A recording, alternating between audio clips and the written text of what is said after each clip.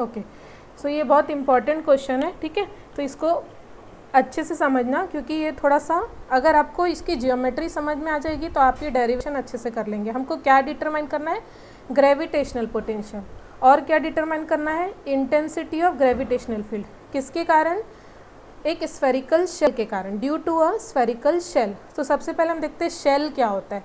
Shell means कैसी shell है? Spherical shell है। ओके, स्फेरिकल शेल मतलब स्फीयर के शेप की है। और शेल की मीनिंग ये है कि मतलब ऐसा स्फीयर है जो अंदर से हॉलो है, मतलब जो भी उसकी डेंसिटी है वो सब कुछ कहाँ पे है? सरफेस पे है, अंदर कुछ भी नहीं है। यानी कि जो भी इसमें डेंसिटी है, चाहे वो कोई भी मटेरियल का बना, जैसे अगर हम एक प्लास्टिक की बॉल लेते हैं तो प्लास्टिक की बॉल में जो भी प्लास्टिक मटेरियल होता है, जो भी प्लास्टिक डेंसिटी होती है, वो सिर्फ सरफेस पे होती है, अंदर नहीं होती है। और होती कौन से शेप की है? वो स्फीयर के शेप की है। दैट मीन्स हम प्लास्टिक की बॉल को एक स्फेरिकल शेल मान सकते हैं, जिसमें अंदर में वो हॉलो होता है। क्योंकि जहाँ पे भी आपको शेल लिखा हुआ है, शेल की मीनिंग ये है कि वो एक हॉलो स्फीयर है, ठीक है। और अगर शेल नहीं है, जस्ट स्फेरिकल, आपका स्फेरिकल कोई बॉडी लिखी हुई है, तो वो शेल भी हो सकती है और वो सॉलिड भी हो सकती है। सॉलिड में अंदर में भी उसके डेंसिटी होगी, लेकिन अभी हम क्या पढ़ रहे हैं? शेल की, स्फेरिकल शेल मतलब एक स्फीयर के शेप की एक शेल है, एक स्फीयर है जो अंदर से हॉलो है, उसके अंदर कोई भी डेंसिटी नहीं है, सारी डेंसिटी कहाँ पे? उसके सरफेस पे, ठीक है। तो किसकी बात कर रहे हैं हम? एक शेल की। शेल मीन्स एक hollow sphere. Okay, hollow sphere जैसे आप एक बॉल से समझ सकते हैं कि अगर हमारे पास एक प्लास्टिक की बॉल है तो उसके अंदर में हॉलो है वो, ठीक है। जब आप उसको कट करोगे बीच से तो आप देखोगे कि उसमें बीच में कहीं पे भी प्लास्टिक मटेरियल नहीं होता है, जो भी होता है वो सरफेस पे होता है। ओके, सो वो प्लास्टिक मटेरियल को, वो प्लास्टिक बॉल को हम एक स्फेरिकल शेल कंसिडर कर सकते हैं। तो आपको क्या करना है? उसी स्फेरिकल शेल के लिए आपको ग्रेविटेशनल पोटेंशियल और intensity and of gravitational field determine करना है। ओके, सो यहाँ पे हम देखते हैं, suppose this is a spherical shell. अभी आपको स्क्रीन में एक सर्कल के समान दिख रहा है, लेकिन आप इसको इमेजिन करो कि एक स्फीयर है। Okay, so suppose this is a spherical shell, its radius is r and its centre is O। O इसका सेंटर है and at the distance r from centre, इसके सेंटर से r डिस्टेंस पे एक पॉइंट P है। यहाँ पे हमको ग्रेविटेशनल पोटेंशियल डिटरमाइन करना है और intensity of gravitational field determine करना है। यहाँ पे P पॉइंट के लिए 3 केसेस होंगे, ठीक है। व्हेन फर्स्ट केस है when point P is outside the shell, जब ये पॉइंट P सेल के बाहर है। दूसरे केस में जो है वो पॉइंट P सेल के सरफेस पे आएगा और तीसरे केस पे पॉइंट P सेल के अंदर आएगा, ठीक है। तो अभी हम सिर्फ फर्स्ट केस पढ़ रहे हैं, तो अभी फर्स्ट को ही देखते हैं कि when point P is outside the shell. Outside the shell मतलब शेल के बारे, वो यहाँ पे भी हो सकता है, यहाँ भी, यहाँ भी, यहाँ भी, चारों तरफ कहीं पे भी हो सकता है, लेकिन वो होगा शेल के बाहर। ओके, सो हमने सपोज किया कि सपोज ये जो पॉइंट P है जो शेल के बाहर है, ये सेंटर से r डिस्टेंस पे है। दैट मीन्स ये जो OP लेंथ है वो कितनी है? r है, ठीक है। नाउ अब देखो क्या हो रहा है, ये एक शेल है, ठीक है। तो आप कोई भी जियोमेट्री का अगर आप एक स्मॉल एलिमेंट कंसिडर करते हैं, तो स्मॉल एलिमेंट कैसा कंसिडर करते हैं आप? स्मॉल एलिमेंट कंसिडर करने के लिए मीनिंग क्या होती है? स्मॉल एलिमेंट मीन्स, किसी भी जियोमेट्री का स्मॉल एलिमेंट मीन्स ऐसा एलिमेंट कि ऐसे ही अगर हम इनफाइनाइट नंबर ऑफ एलिमेंट्स को ज्वाइन कर दें, infinite number of small elements को अगर हम ज्वाइन कर दें तो हमको हमारी कंप्लीट जियोमेट्री मिल जाना चाहिए, ठीक है। तो ये जो होता है ये स्मॉल एलिमेंट होता है। जैसे कि अगर एक बहुत लंबी लाइन है, सपोज 10 सेंटीमीटर की हमारे पास एक वायर है, ओके, तो उसका स्मॉल एलिमेंट हम एक क्या कंसिडर करेंगे? एक वायर ही कंसिडर करेंगे। सपोज एक 10 सेंटीमीटर का वायर है मेरे पास में, तो मैं उस स्मॉल एलिमेंट कंसिडर करती हूँ 1 सेंटीमीटर का वायर। तो उस 1 सेंटीमीटर 1 सेंटीमीटर 1 सेंटीमीटर के छोटे छोटे वायर्स को जब मैं ज्वाइन कर दूँगी, ठीक है, जिसकी डायमीटर वगैरह सेम है जैसी जो हमारी 10 सेंटीमीटर वाले वायर की है, तो जब वो 1 सेंटीमीटर वाले वायर को जब मैं ज्वाइन करूँगी 10 टाइम्स, तो वो मेरे को पूरी जियोमेट्री मिल जाएगी। दैट मीन्स एक वायर का स्मॉल एलिमेंट वायर ही है, एक लाइन का स्मॉल एलिमेंट लाइन ही है। ओके, सिमिलरली अभी हमारे केस में हम क्या पढ़ रहे हैं? Spherical shell. तो इस स्फेरिकल शेल की का स्मॉल एलिमेंट क्या होगा? तो आप इमेजिन करो, क्योंकि यहाँ पे भी स्क्रीन में तो ये सर्कल शेप में दिख रहा है इसलिए हमको समझ नहीं आएगा, ठीक है।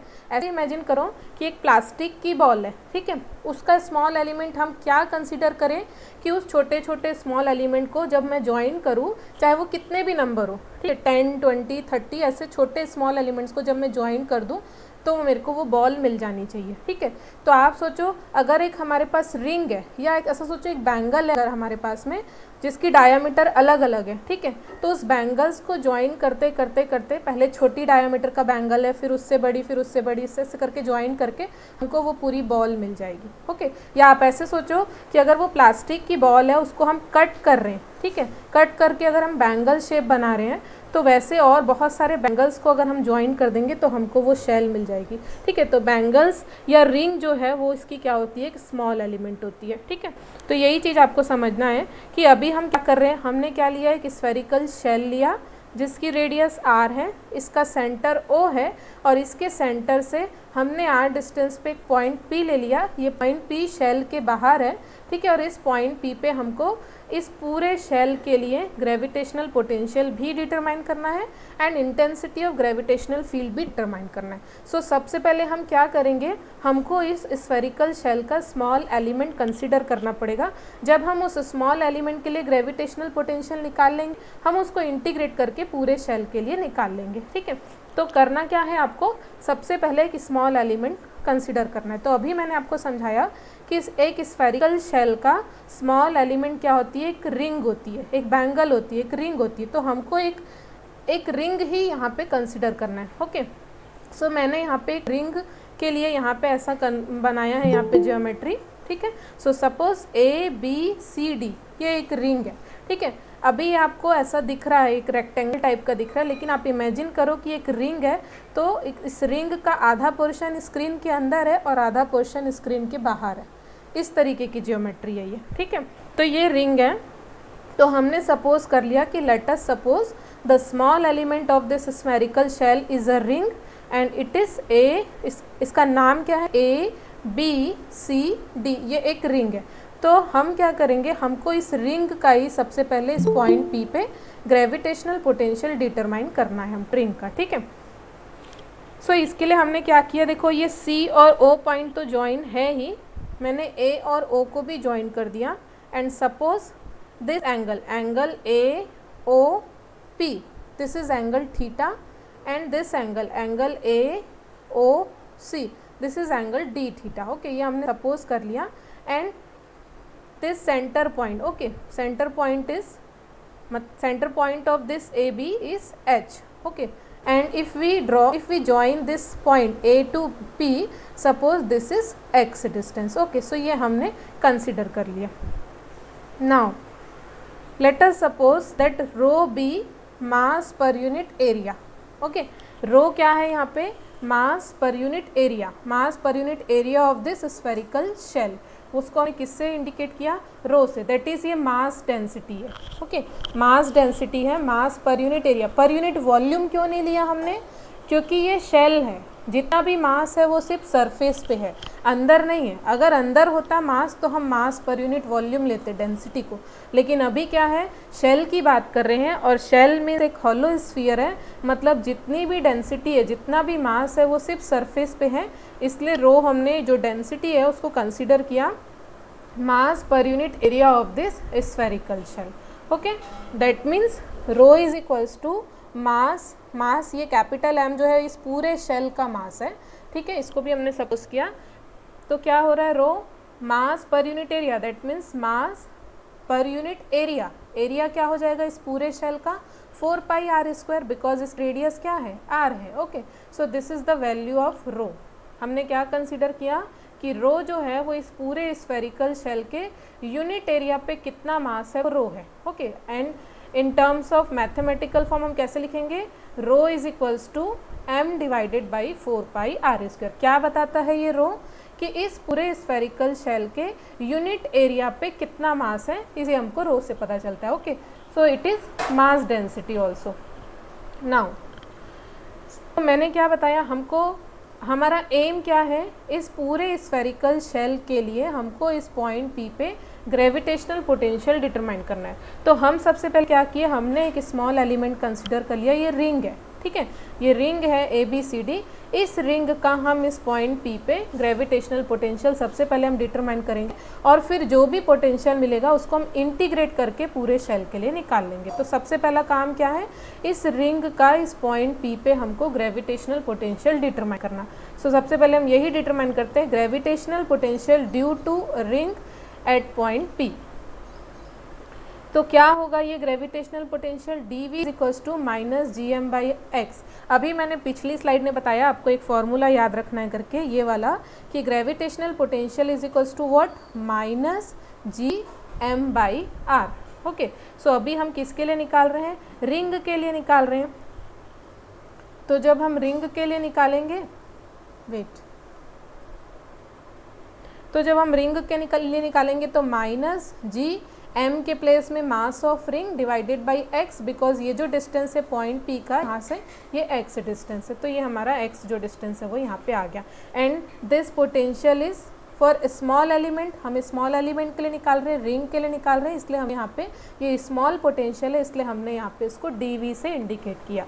ओके, सो ये हमको निकालना है minus GM, m ring means mass the ring divided by x। तो सबसे पहला मेन हमारा क्या मोटिव है, मास ऑफ रिंग निकालना, हमको मास ऑफ रिंग कैलकुलेट करना है। Okay, and this mass of ring is equals to rho into area of ring. Okay, rho को मैंने यहाँ पे क्या बताया, यहाँ पे मास per unit area, mass per unit area of this shell. That means इस पूरे शेल के यूनिट एरिया में कितना मास है, दैट इज इक्वल टू रो। ठीक है, मतलब अगर आपको जैसे नॉर्मली कैसे पढ़ते हैं हम कि अगर आपको एक पेन का प्राइस पता है, ठीक है, 5 रुपीज़, और अगर आपको 10 पेन का प्राइस पूछा है तो आप उसको मल्टीप्लाई कर दोगे ना, 10 इंटू 5, सेम कॉन्सेप्ट है।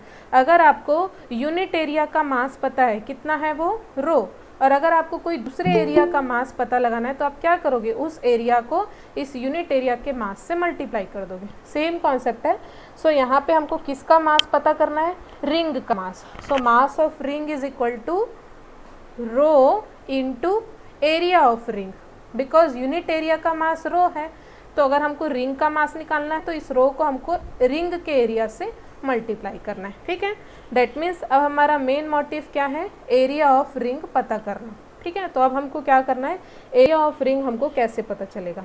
ठीक है, तो ये रिंग कैसी है, आपकी एक सर्कुलर रिंग है जिसकी एक थिकनेस है, थिकनेस क्या है उसकी, ये इसकी थिकनेस है AC। Okay, so area of ring is equal to what, circumference of the ring into width of ring. Suppose हमारे पास एक बैंगल है, ठीक है, और कैसी बैंगल है, जिसकी कोई विड्थ है, ठीक है, जो थोड़ी सी जिसकी कोई विड्थ है, जिसकी कोई थिकनेस है।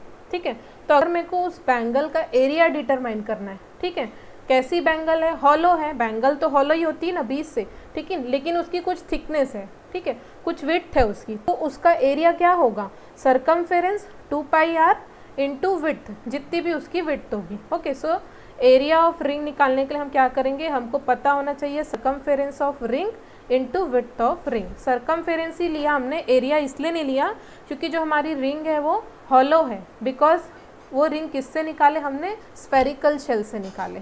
ठीक है, तो यहाँ पे हमको एरिया ऑफ रिंग डिटरमाइन करना है, that means circumference of ring into width of ring हमको पता होना चाहिए। Okay, so circumference of ring क्या हो जाएगा, surface area of ring equal to, ये हो गया सर्कमफेरेंस आपका, ठीक है, 2πr होता है एक रिंग का, एक सर्कल का आपका सर्कमफेरेंस क्या होता है, 2πr, r means radius of ring into width of ring. Okay, so अब हमको क्या पता लगाना है, रेडियस ऑफ रिंग पता लगाना है और विड्थ ऑफ रिंग पता लगाना है। ठीक है, फिर से देखते हैं इसको हम, बहुत इंपॉर्टेंट क्वेश्चन है ये, तो हम फिर से देखते। तो हमको क्या डिटरमाइन करना है, ग्रेविटेशनल पोटेंशियल डिटरमाइन करना है due to a spherical shell. Spherical shell means sphere shape की शेल, शेल मीन्स ऐसा स्फीयर जो हॉलो है, अंदर में उसमें डेंसिटी नहीं है, सारी डेंसिटी सरफेस पे है, जैसा मैंने एक प्लास्टिक बॉल का एग्जांपल दिया था, ठीक है। So suppose this is a spherical shell, sphere है, स्फीयर है मतलब आप ऐसा इमेजिन करो कि इस स्फीयर का आधा पोर्शन स्क्रीन के अंदर है और आधा पोर्शन स्क्रीन के बाहर है, ठीक है। तो ये स्फेरिकल शेल है, इसकी रेडियस r है, इसका सेंटर O है और इसके सेंटर O से r डिस्टेंस पे P पॉइंट है और ये P पॉइंट कहाँ है, शेल के बाहर है और यहाँ इस पॉइंट P पे हमको ग्रेविटेशनल पोटेंशियल डिटरमाइन करना है इस पूरे शेल का, ठीक है। तो इस पूरे शेल का ग्रेविटेशनल पोटेंशियल डिटरमाइन करने के लिए हमको एक स्मॉल एलिमेंट कंसीडर करना पड़ेगा। हम उस स्मॉल एलिमेंट का ग्रेविटेशनल पोटेंशियल इस पॉइंट P पे निकालेंगे एंड देन उसको इंटीग्रेट करके हम इस पूरे शेल का ग्रेविटेशनल पोटेंशियल जो हमारा मेन एम है हम उसको डिटरमाइन कर लेंगे, ठीक है। तो सबसे पहले यहाँ पे हमने स्मॉल एलिमेंट कंसिडर किया, क्योंकि ये एक स्फेरिकल शेल है तो इसका एक स्मॉल एलिमेंट क्या होगी, एक रिंग होगी। तो यहाँ पे मैंने एक रिंग कंसिडर करना, ABCD, ये एक रिंग है, ठीक है। और यहाँ पे मैंने इस पॉइंट A को O से ज्वाइन किया, पॉइंट C को O से ज्वाइन किया। This angle AOP is considered as theta and angle AOC is considered as D theta. उसके बाद मैंने क्या किया, ये जो सेंटर पॉइंट है इसको H कंसिडर किया and A to P point को ज्वाइन कर दिया and it is considered as x। ये जियोमेट्री हो गई, हमको इसे डेरिवेशन डिराइव करना है। और उसके बाद मैंने सपोज कर लिया कि इस पूरे शेल का जो मास है वो कैपिटल M है, इस पूरे शेल का मास कैपिटल M है। देन रो क्या कंसिडर किया, मास पर यूनिट एरिया, मतलब इस पूरे एरिया का मास क्या है, कैपिटल M। तो इस पूरे शेल के यूनिट एरिया में कितना मास है, दैट इज रो। रो को हम ऐसे लिख सकते हैं mass per unit area, that means mass per unit area. Area means किसका, शेल का। तो शेल का एरिया क्या होगा, 4 पाई r स्क्वायर, बिकॉज ये स्फीयर है और इसकी रेडियस क्या है, r square. Okay, so mass per unit area ये क्या है, रो है। तो ये रो की वैल्यू ये हम आगे यूज़ करेंगे, ठीक है। नाउ हमको क्या निकालना है, इस रिंग के कारण सबसे पहले इस पॉइंट P पे ग्रेविटेशनल पोटेंशियल डिटरमाइन करना है। और ये रिंग क्या है, स्मॉल एलिमेंट है, किसका, इस पूरे शेल का। ओके, सो ये जो ग्रेविटेशनल पोटेंशियल है उसको हम dv से इंडिकेट करेंगे, because this dv is the gravitational potential due to this small element. So this is a small potential. फिर इसको इंटीग्रेट करके हम ग्रेविटेशनल पोटेंशियल पूरे शेल का निकालेंगे। ओके, सो ये dv को हमने कैसे लिखा, ये हमको फॉर्मूला पता है ग्रेविटेशनल पोटेंशियल का, -gm/r। तो सेम कॉन्सेप्ट लगाया, -g, m के प्लेस पे हम मास ऑफ रिंग लिखेंगे बिकॉज हम dv कैलकुलेट कर रहे हैं, और यहाँ पे जो डिस्टेंस r है उसके प्लेस पे हम x लिखे बिकॉज रिंग से इस पॉइंट P का जो डिस्टेंस है वो क्या है, x है। ओके, सो सबसे पहले हमको क्या डिटरमाइन, देखो g तो यहाँ पे कांस्टेंट है, ये तो ग्रेविटेशनल कांस्टेंट है, उसकी वैल्यू तो चेंज नहीं होगी। हमको x और m ring, mass of ring पता करना है। तो सबसे पहले हम मास ऑफ रिंग कैलकुलेट करते हैं। सो मास ऑफ रिंग हमको कैलकुलेट करना है। तो देखो क्या है, यूनिट एरिया का मास क्या है, रो। और अगर हमको रिंग का मास पता करना है तो हम इस रो को एरिया ऑफ रिंग से मल्टीप्लाई कर देंगे, बिकॉज यूनिट एरिया का मास रो है। So mass of ring is equal to rho into area of ring. तो अब हमको क्या पता लगाना है, एरिया ऑफ रिंग, ये पता लगाना है। सो एरिया ऑफ रिंग, अब ये रिंग कैसी है, एक ऐसी रिंग है जिसकी कोई थिकनेस है। तो इस केस में इसका एरिया जो हो जाएगा वो क्या होगा, रिंग के सरकमफेरेंस को आपको उसकी विड्थ से मल्टीप्लाई करना है, ठीक है। और रिंग का सरकमफेरेंस क्या होगा, एक सर्कल का circumference 2πr, 2π into radius of ring, और ये उसकी विड्थ हो जाएगी। ओके, सो क्या हो गया हमारे पास, एरिया ऑफ रिंग के लिए formula 2πr, r means radius, किसकी रेडियस, रिंग की, ठीक है। So 2π radius into ring into width of the ring, ठीक है। फिर नेक्स्ट हम क्या पता लगाना है, अब radius of ring and width of ring, ये दो चीज़ें हमको पता लगाना है। ओके, तो इस ज्योमेट्री को अगर आप देखोगे इतने पार्ट को AOC, ठीक है, इतने सेक्शन को अगर आप देखते हो तो यहाँ पे अगर आप कॉन्सेप्ट लगाते हो angle is equals to arc upon radius, ठीक है। सो एंगल क्या है यहाँ पे, d थीटा, आर्क क्या है यहाँ पे, AC, and divided by radius, radius क्या है यहाँ पे, r रेडियस है, चाहे इसको देखो चाहे डिस्टेंस देखो, रेडियस r है तो रेडियस यहाँ पे हो गई कैपिटल R। ओके, तो इससे अगर आप मल्टीप्लाई करते हो आर को इधर, तो ए सी की वैल्यू मिल जाएगी R, capital R into D theta, और यही ए सी क्या है, इस रिंग की विड्थ है, ये इसकी विड्थ है रिंग की, ठीक है। So width of ring that means A C is equal to R D theta. तो हमको पहली क्वांटिटी हमको पता चल गई, width of ring that is capital R into D theta. That means ये जो रिंग है, मैंने इस रिंग को यहाँ पे अलग से बनाया है, ठीक है। तो ये रिंग है, कैसी रिंग है, इसकी कोई विड्थ है, कितनी विड्थ है, ए सी विड्थ है, और ये कितनी कैलकुलेट होके आई, आर डी थीटा, ठीक है। और इस रिंग के सेंटर एच से ये पॉइंट पी है, एक्चुअली में ये पॉइंट पी जो है वो स्क्रीन के बाहर की तरफ है, कितने डिस्टेंस पे, आर डिस्टेंस, सॉरी आर नहीं डिस्टेंस पे है, एच टू पी डिस्टेंस है यहाँ पे, ठीक है। तो ये पॉइंट पी पे हमको क्या करना है, इस रिंग का ग्रेविटेशनल पोटेंशियल कैलकुलेट करना है। तो अभी थिकनेस कितनी निकल के आई विड्थ की, आर इंटू डी थीटा निकल के आई। अब हमको क्या कैलकुलेट करना है, ये तो हो गया, रेडियस ऑफ रिंग कैलकुलेट करना है। Okay, so radius of ring is calculated as R sine theta. कैसे, देखो ये वाली जो है, ठीक है, ये जो आपकी जो रेडियस है that is capital are, okay. ये एंगल क्या है, थीटा। तो अगर ये आर है और ये एंगल थीटा है, तो ये वाला जो प्रोजेक्शन है ये आपका आर कॉस थीटा हो जाएगा, और ये वाला क्या हो जाएगा, आर साइन थीटा हो जाएगा, ठीक है। तो ये क्या है आपकी आर, या फिर आप इसको ऐसे भी समझ सकते हो, ये ट्राइंगल है आपका, ट्राइंगल ए ओ एच। इस ट्राइंगल पे अगर आप साइन थीटा कैलकुलेट करोगे, ओके, इस ट्राइंगल पे अगर आप साइन थीटा कैलकुलेट करोगे, तो ये जो आपका ए एच होगा ये आर साइन थीटा होगा, because sine theta is equals to what, perpendicular divided by आपका क्या हो जाएगा, हाइपोटेनियस। तो हाइपोटेनियस है आर, थीटा है एंगल, तो परपेंडिकुलर कितना हो गया, आर साइन थीटा, ठीक है।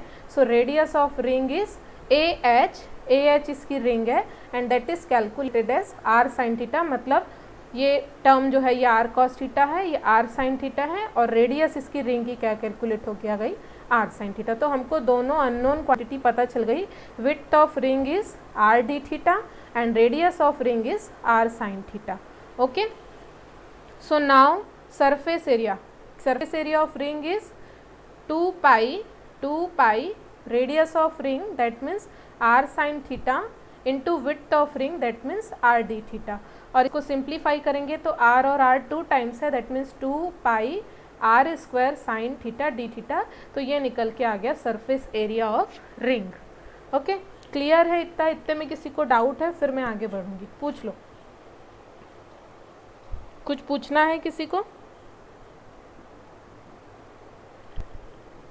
किसी को कुछ डाउट है, क्या हुआ, मेरी आवाज नहीं आ रही है क्या?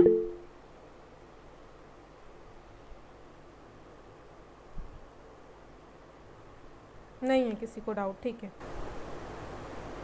बहुत इंपॉर्टेंट क्वेश्चन है ये, प्रीवियस 3 to 4 पेपर्स में ये क्वेश्चन बार बार पूछा है, ठीक है। और आप सिलेबस में देखोगे तो ये टॉपिक मेंशन ही नहीं है सिलेबस में, लेकिन ये क्वेश्चन पूछा है, ठीक है, इसलिए हमको अच्छे से पढ़ना है। तो इससे हमको पता चल गया कि surface area of ring is calculated as 2 pi R square sine theta D theta, ठीक है। तो ये हमको एरिया पता चल गया। तो एरिया पता चल गया तो अब हम मास ऑफ रिंग लिख सकते हैं रो इंटू, क्योंकि अभी मैंने पिछली स्लाइड में बताया मास ऑफ रिंग का मास कैसे कैलकुलेट करना है, जो यूनिट एरिया का मास है दैट मीन्स रो को आप एरिया ऑफ रिंग से मल्टीप्लाई करना है, okay. So mass of ring rho into area of ring अभी कैलकुलेट हो गया, आ गया हमारे पास 2 pi R square sine theta D theta. So this is mass of ring, okay. So mass of ring पता चल गया। नाउ अब ये रो की वैल्यू जो हमने सबसे शुरू पे लिखी थी, ये m divided by 4 pi R square, ये वैल्यू सब्स्टिट्यूट कर देते हैं हम यहाँ पे। सो हमने यहाँ पे रो की वैल्यू सब्स्टिट्यूट किया,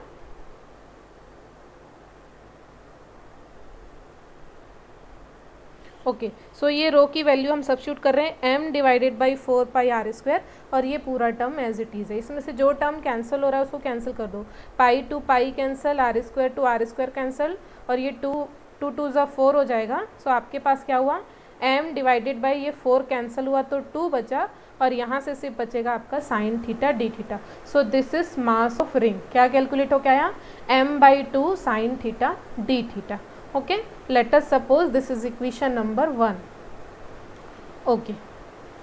सो हमको क्या करना था, सबसे पहले तो हमको इस रिंग का ही ग्रेविटेशनल पोटेंशियल कैलकुलेट करना था at this point P. Okay, so और वो हमने लिखा भी था formula, minus D V is equals to minus G M ring upon X. Okay, so mass of ring अभी हम जस्ट लास्ट इक्वेशन देख लिए, क्या मिल गया, m/2 sine theta D theta. Put कर दो यहाँ पे मास ऑफ रिंग की value, so D V is equals to minus G mass of ring value m/2 sine theta D theta, और यहाँ पे x पहले से था, तो ये हमने मास ऑफ रिंग की वैल्यू सब्स्टिट्यूट कर दी। Okay, and this is equation number 2।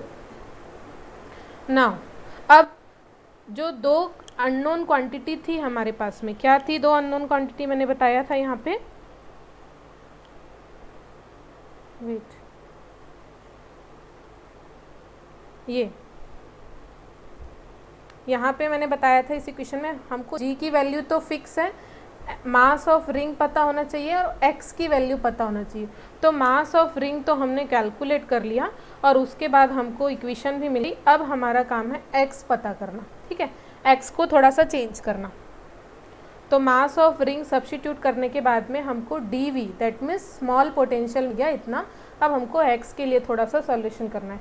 So x के लिए सॉल्यूशन करने के लिए हम सपोज करते हैं इन ट्राइंगल AOP, कौन सा triangle, AOP, this triangle. Okay, in triangle AOP, इस ट्राइंगल पे हम कोसाइन लॉ लगाते हैं। कोसाइन लॉ कैसे लगाते हैं इसको हम देखते हैं। जैसे सपोज ये एक ट्राइंगल है, ट्राइंगल में लगेगा कोसाइन लॉ। कौन सा ट्राइंगल है, ABC, ठीक है, इसके 3 साइड्स हैं, side A, side B and side C, ठीक है, और एंगल्स भी हैं। ये वाला एंगल है एंगल A, कैपिटल A से इंडिकेट किया, ये एंगल है कैपिटल B और ये एंगल है कैपिटल C। एंगल A किसके किसके बीच का एंगल है, B और C के, स्मॉल b और स्मॉल c के बीच का एंगल है। एंगल C किसके किसके बीच का एंगल है, कौन सी दो साइड के बीच का एंगल है, side B and side A। और ये जो एंगल B है ये किसके किसके बीच का एंगल है, side small a and small c। तो कोसाइन लॉ कैसे लगाते हैं, इसके 3 फॉर्मूले हैं। अगर आपको इसकी वैल्यू निकालना है स्मॉल a की, तो कैसे लिखोगे आप, a square equal to other 2 sides का square, b square plus c square minus, फिर ये b और c है तो 2bc cos a, क्योंकि b और c के बीच का एंगल क्या है, cos a है।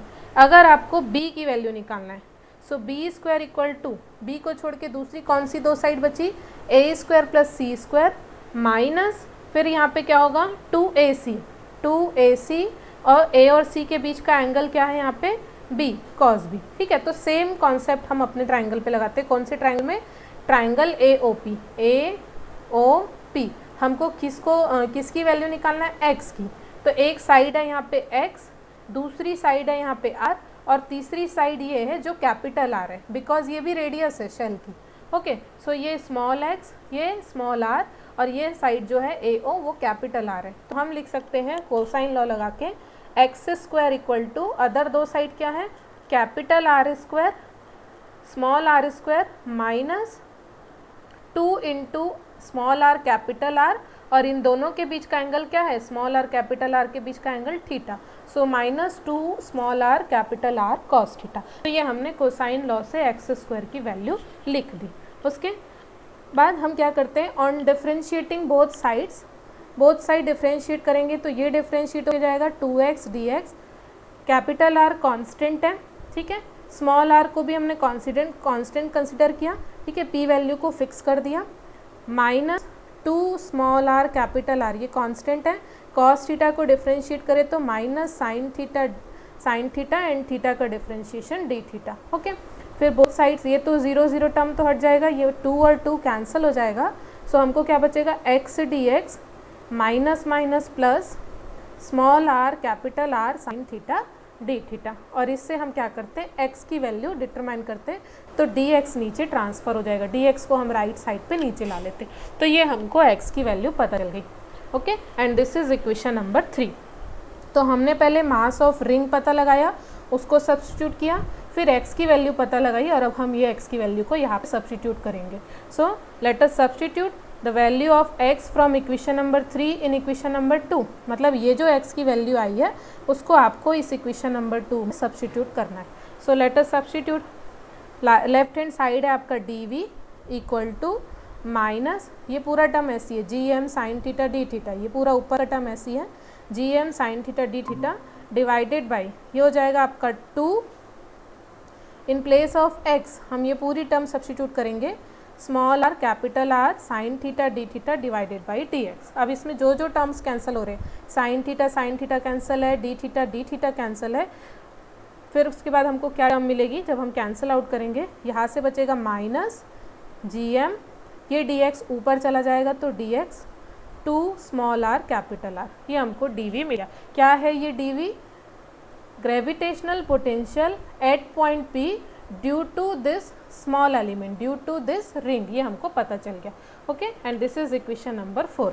इससे हम क्या करेंगे, पूरे शेल के लिए हम क्या कैलकुलेट कर लेंगे, इस पूरे शेल के लिए हम पोटेंशियल कैलकुलेट करेंगे। तो हमको क्या करना पड़ेगा, इसको इंटीग्रेट करना पड़ेगा। इस dv को हम इंटीग्रेट करेंगे तो हमको पूरे शेल के लिए इस पॉइंट P पे पोटेंशियल पता चल जाएगा। ठीक है, यहाँ पर क्या देख रहे हो, जब आप dv की वैल्यू पुट करोगे तो किसके रिस्पेक्ट पे इंटीग्रेट करना है, x के रिस्पेक्ट में, मतलब हमको x की लिमिट यहाँ पे पुट करना पड़ेगा, लोअर लिमिट और अपर लिमिट। अब हम देखते हैं कैसे होगी ये x की लिमिट।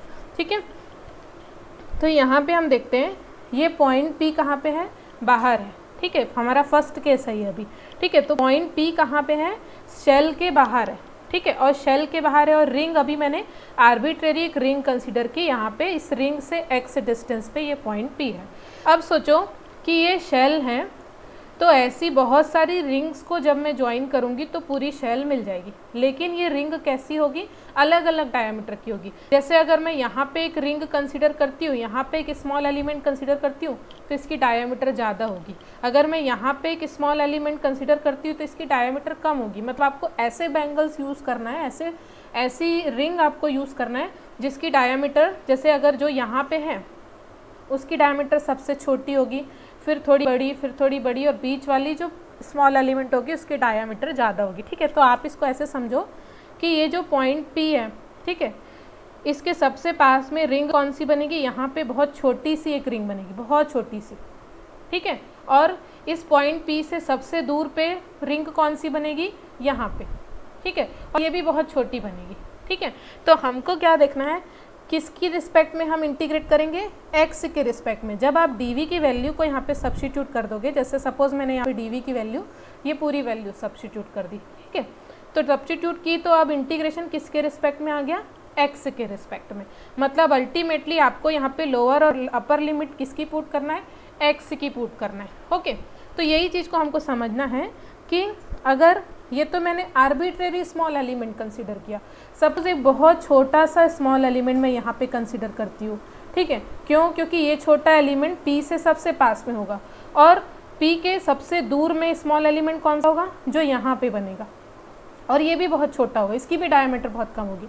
तो अगर मैं यहाँ पे एक ऐसा एलिमेंट कंसीडर करती हूँ जिसकी डायमीटर बहुत कम है, और अगर बहुत कम होगी इसकी डायमीटर, तो ये जो x होगा वो इस लाइन के ऊपर ही आएगा, क्योंकि ये बहुत छोटी सी रिंग बनेगी। मतलब ये x और r में, यानी x और ये डिस्टेंस जो है x में, यानी ये जो रिंग बनेगी उसमें x इस तरीके से कुछ यहाँ पे आएगा, मतलब इसमें ज़्यादा डिफरेंस नहीं होगा, मतलब ये x इसी लाइन के ऊपर पे आएगा। क्लियर है? तो यहाँ पे आपको क्या करना है, x की लोअर रेंज आपको क्या पुट करना है, ये वाली साइड को देखना है, P2 ये यहाँ तक की। तो अगर यहाँ से लेकर के यहाँ तक का डिस्टेंस है आपका कैपिटल R, और ये डिस्टेंस है आपकी यहाँ पे, ये आप सॉरी यहाँ से लेकर के यहाँ तक का डिस्टेंस आपका क्या है, स्मॉल r, और यहाँ से लेकर के यहाँ तक की डिस्टेंस क्या होगी, कैपिटल R, क्योंकि ये तो शेल की रेडियस है ना। तो इतनी डिस्टेंस क्या हो गई आपकी, r माइनस स्मॉल r। उसके बाद ये तो हो गई लोअर लिमिट। अब x की अपर लिमिट देखते हैं, यानी इस पॉइंट P से सबसे दूर में कौन सी रिंग बनेगी, यहाँ पे बनेगी। ठीक है, और ये भी बहुत छोटी सी बनेगी, और अगर ये भी बहुत छोटी सी बनेगी तो ये जो x वाला जो ऐसी टिल्ट हुई लाइन बनी है, तिरछी लाइन बनी है, वो भी अब एक क्या होगी, एक स्ट्रेट लाइन के समान ही होगी। दैट मीन्स आपको ये लाइन देखना है x के लिए। ठीक है, तो अगर यहाँ से लेकर के यहाँ तक का डिस्टेंस है स्मॉल r, और यहाँ से लेकर के यहाँ तक का डिस्टेंस है कैपिटल R, बिकॉज ये रेडियस है शेल की, तो अपर लिमिट क्या हो जाएगी, r plus small r plus capital R। तो इस तरीके से आपको लोअर लिमिट और अपर लिमिट देखना है x के लिए। ठीक है, क्योंकि हम x के रिस्पेक्ट में ही इंटीग्रेट कर रहे हैं। तो अभी हमने क्या किया, रिंग के लिए आपने स्मॉल पोटेंशियल कैलकुलेट किया, उसी को ही इंटीग्रेट करके हम पूरे शेल के लिए कैलकुलेट कर रहे हैं। तो हम यहाँ सिंपली dv की वैल्यू जो इक्वेशन नंबर 4 में कैलकुलेट की वो वैल्यू हम यहाँ पे सब्स्टिट्यूट कर रहे हैं और लिमिट पुट करेंगे x की small r minus R to small r plus capital R। कैसे सपोज किया मैंने लिमिट कि ये जो आपका स्मॉल एलिमेंट है अगर वो यहाँ ना हो के सपोज यहाँ पे होता, p के सबसे नियरेस्ट होता, ठीक है, तो x जो होता वो ये लाइन में ही आता, तो ये आपको ये लाइन की लेंथ लिखना है। और अगर ये स्मॉल एलिमेंट यहाँ ना हो के यहाँ पे होता, p पॉइंट से सबसे दूर होता, मैक्सिमम जो इसका रेंज है p से, ठीक है, वो यहाँ पे होता, तो आपको ये वाली जो लाइन है उसके लिए आपको लेंथ देखना है, ठीक है। अब सिंपली इंटीग्रेट कर दो, जो भी कांस्टेंट टर्म है बाहर ले आओ, g m 2 r r ये सब बाहर आ गया, अंदर में सिर्फ dx बचा है, नेगेटिव साइन भी बाहर आ गया। इंटीग्रेट करोगे dx का मैंने 1 का इंटीग्रेशन आपका x हो जाएगा। लिमिट है आपकी lower limit small r minus capital R, upper limit है small r plus capital R। Put कर दो लिमिट, बाहर की टर्म एज इट इज़ है, upper limit minus lower limit, small r cancel हो जाएगा, तो ये बचेगा, दोनों ऐड हो गया तो 2r, 2 से 2 कैंसिल, कैपिटल R से capital R cancel. That means आपका पूरा शेल के लिए जो पोटेंशियल आ गया gravitational potential that is minus GM by small r, क्योंकि 2r कैंसिल हो जाएगा, 2 capital R। Okay, so this is the gravitational potential due to spherical shell at the point P outside the shell. इसलिए मैंने यहाँ पे out लिखा है क्योंकि पॉइंट P अभी शेल के बाहर है, ठीक है। This is equation number 5। इसके बाद हमको और 2 केसेस पढ़ने हैं जिसमें जो पॉइंट P है वो शेल के सरफेस पे है और पॉइंट P जो है वो शेल के अंदर है।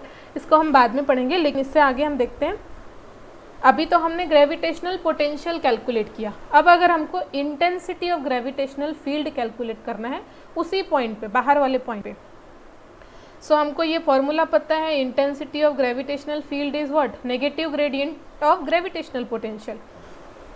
तो जस्ट वैल्यू अभी हमने अभी तो निकाला पिछली स्लाइड में, क्योंकि इक्वेशन नंबर 5 में ये v की वैल्यू यहाँ पे सब्स्टिट्यूट कर दूँ तो minus d by D R, और in place of v equation number 5 से ये वैल्यू सब्स्टिट्यूट करो, minus GM by R, negative negative sign plus हो जाएगा, ठीक है। GM कांस्टेंट है, बाहर आ जाएगा, और 1 बाई आर को r to the power minus 1 लिखा, और सिंपली डिफ्रेंशिएट करोगे तो ये क्या हो जाएगा, minus r to the power minus 2 हो जाएगा, और r to the power minus 2 को हम नीचे लाए तो ये r इसको हो गया।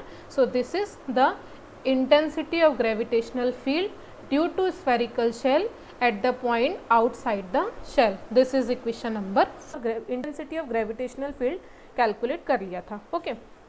So let's see our second case, that is gravitational potential and intensity of gravitational field at a point on the surface of the shell, ठीक है। तो मतलब हमको इस एक पॉइंट पे कैलकुलेट करना है gravitational potential and field due to complete spherical shell, जब पॉइंट P कहाँ पे हो, सरफेस पे हो। पहले कहाँ था पॉइंट P, बाहर था, स्फेरिकल शेल के बाहर था। अभी क्या है, पॉइंट P कहाँ पे होना चाहिए, सरफेस पे होना चाहिए शेल के। तो शेल का सरफेस तो यही है और इसके सरफेस पे ये पॉइंट P है।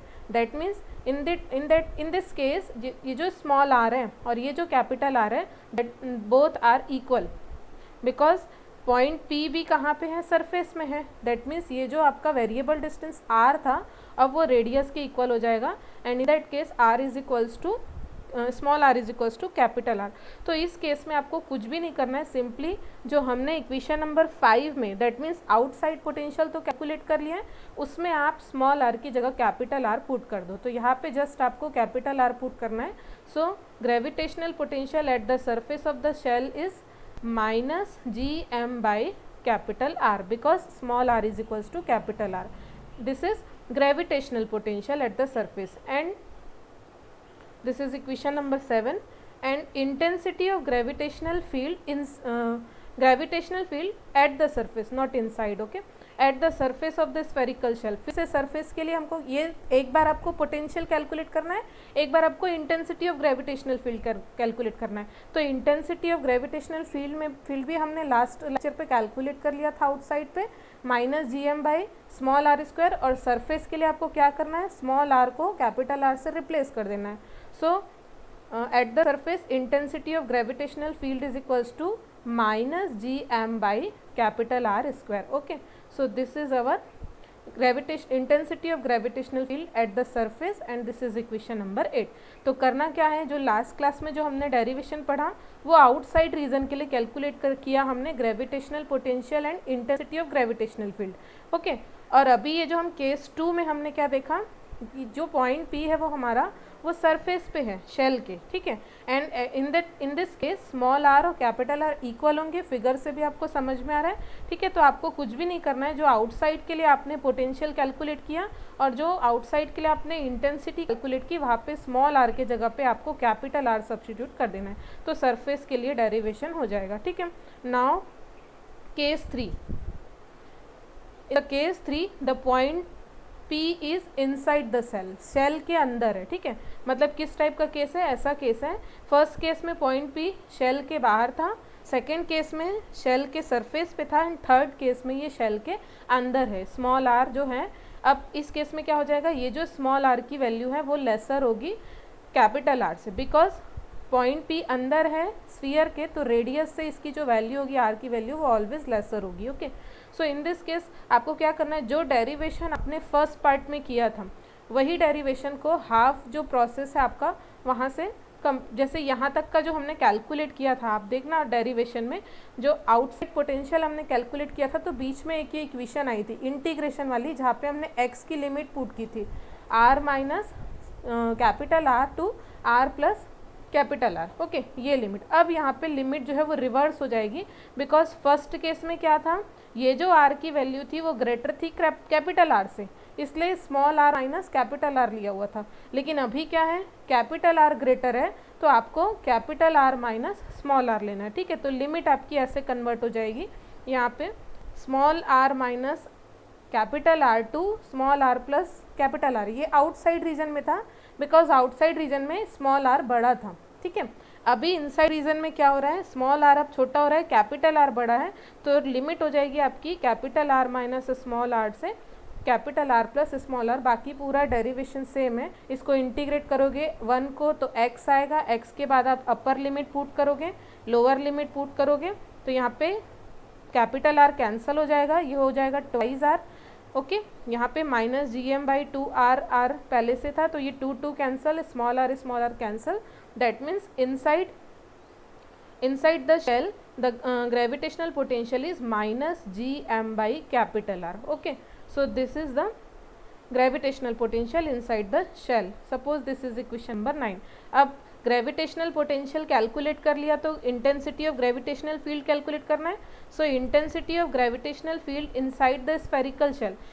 Intensity of gravitational field and gravitational potential के बीच ये रिलेशन होता है, ये मैंने बताया था कि intensity of gravitational field is negative gradient of gravitational potential minus dv/dr. Always remember this formula. Okay, so हमको V इन की वैल्यू तो पता है, यहाँ पे सब्स्टिट्यूट कर दो तो उससे E इन आपको पता चल जाएगा. तो यहाँ पे जब आप सब्स्टिट्यूट करोगे V इन की वैल्यू यहाँ पे, ठीक है, तो ये जो V इन है GMR, ये तीनों ही क्वांटिटी जो है वो कांस्टेंट है. G ग्रेविटेशनल कांस्टेंट है, M mass of the shell है and capital R radius of the shell है. तीनों कांस्टेंट है. दैट मीन्स R का यहाँ पे कोई फंक्शन नहीं है. दैट मीन्स इसका डिफरेंशिएशन अगर आप करोगे with respect to small r तो 0 आएगा. That means intensity of gravitational field inside this point, inside the shell at the point P which lies inside the shell is equal to 0. So this is equation number 10. ठीक है, तो आधा derivation हमने पिछली class में पढ़ लिया था. एक केस हमने पढ़ लिया था कि आउटसाइड रीजन पे कैसे कैलकुलेट करना है. उसके बाद सरफेस के लिए आपको क्या करना है, सिंपली जो आपने आउटसाइड के लिए V और E कैलकुलेट किया उसमें स्मॉल r के जगह पे आपको कैपिटल R सब्स्टिट्यूट कर देना है. और इनसाइड द शेल के लिए जो आपने आउटसाइड वाला जो डेरिवेशन किया था उसमें जो लिमिट थी उसकी लिमिट को आपको रिवर्स कर देना है, बिकॉज इस केस में क्या होगा, आपका कैपिटल R जो है वो ग्रेटर हो जाएगा और लास्ट केस में आपका स्मॉल r ग्रेटर था. ठीक है, तो बस इतना ही आपको करना है और ये डेरिवेशन आपका कंप्लीट